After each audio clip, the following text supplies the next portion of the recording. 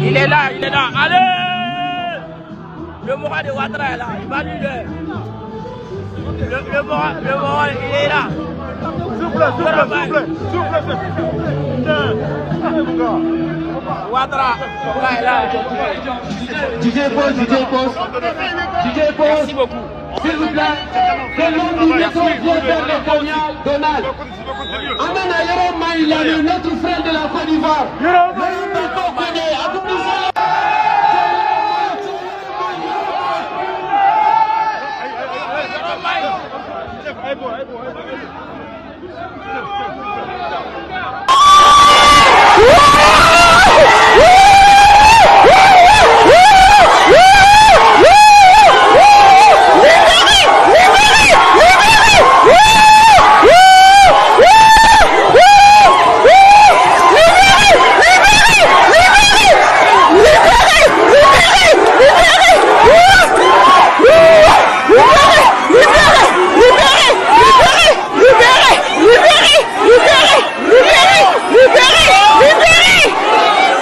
Dans une tournure spectaculaire des événements, le cyberactiviste ivoirien Souleymane Koné Gbagbo, figure emblématique de la lutte pour la liberté d'expression et fervent défenseur des idéaux de l'ex-président Laurent Gbagbo, est enfin libre. Après 3 jours d'incertitude, de tension, ce militant pro-Gbagbo, arrêté en France le 27 février 2025 à son domicile de Villeneuve-Saint-Georges, a remporté une victoire éclatante contre les autorités françaises. Ce dénouement, qui a tenu en haleine la diaspora ivoirienne et les observateurs internationaux, marque un tournant dans une affaire qui mêle politique, justice et intrigue transnationale. Grâce à l'acharnement de son équipe d'avocats, emmenée par maître Sylvain Sanda, Souleymane Koné Gbagbo a vu les portes de la liberté s'ouvrir à lui. Tout a commencé par une arrestation brutale, presque théâtrale. Les forces de l'ordre françaises ont fait irruption chez cet activiste connu pour ses prises de position tranchantes sur les réseaux sociaux. Accusé de gérer des comptes fictifs diffusant des messages pro-russes, anti-français et hostiles au gouvernement ivoirien, Souleymane Koné Gbagbo s'est retrouvé propulsé au cœur d'une tempête politico-judiciaire. Placé en rétention administrative à Vincennes, il faisait face à une obligation de quitter le territoire français, OQTF, assortie d'une interdiction de retour de 24 mois. Pour ses détracteurs, il incarnait une menace à l'ordre public, un agitateur numérique dont les publications enflammées attisaient les tensions entre Abidjan et Paris. Mais pour ses soutiens, il était un prisonnier politique, victime d'une répression orchestrée pour museler les voix dissidentes de la diaspora. L'équipe d'avocats de Souleymane Koné Gbagbo n'a pas tardé à monter au créneau. Maître Sylvain Sanda, figure respectée du barreau, a dénoncé dès les premiers instants une main obscure derrière cette arrestation, pointant du doigt des motivations politiques plus que juridiques.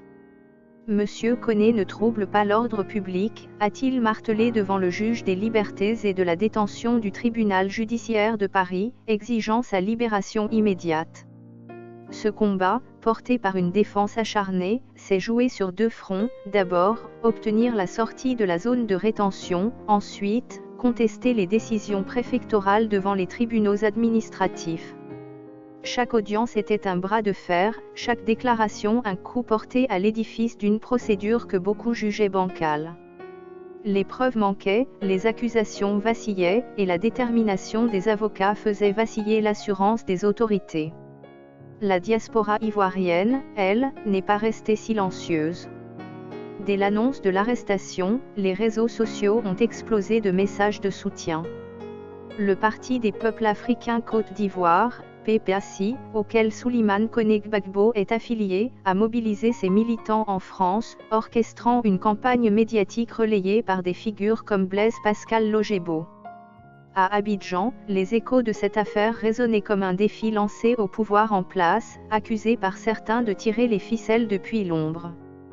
Car au-delà de l'homme, c'est tout un symbole qui était en jeu, celui d'une jeunesse africaine connectée, refusant de plier face à l'intimidation, et d'une lutte pour la souveraineté qui transcende les frontières. Le verdict est tombé comme un coup de tonnerre. Après des heures de suspense, le tribunal a tranché, Souleymane Koné Gbagbo est libre. Les juges, convaincus par les arguments implacables de la défense, ont ordonné sa libération, mettant fin à une rétention jugée disproportionnée. L'exultation a envahi les rangs de ses partisans, qui y voient une victoire de la justice sur la politique. C'est un jour historique pour la liberté d'expression, a déclaré un militant anonyme sur X, tandis que d'autres saluaient le courage d'un homme qui n'a jamais renié ses idéaux, même sous la menace d'une expulsion. Mais cette libération n'est qu'un chapitre, pas une fin. Souleymane Koné Gbagbo revient dans l'arène avec une aura renforcée, prêt à reprendre son combat numérique. Son cas soulève des questions brûlantes, jusqu'où les États peuvent-ils aller pour contrôler les voix dissidentes? Quelle est la frontière entre sécurité publique et censure? Et surtout, quelle sera la prochaine étape pour cet activiste dont le nom est désormais gravé dans l'histoire de la résistance ivoirienne? Une chose est sûre, cette victoire, arrachée de haute lutte, résonne comme un cri de défi, un rappel que la plume ou le clavier peut encore triompher de l'épée.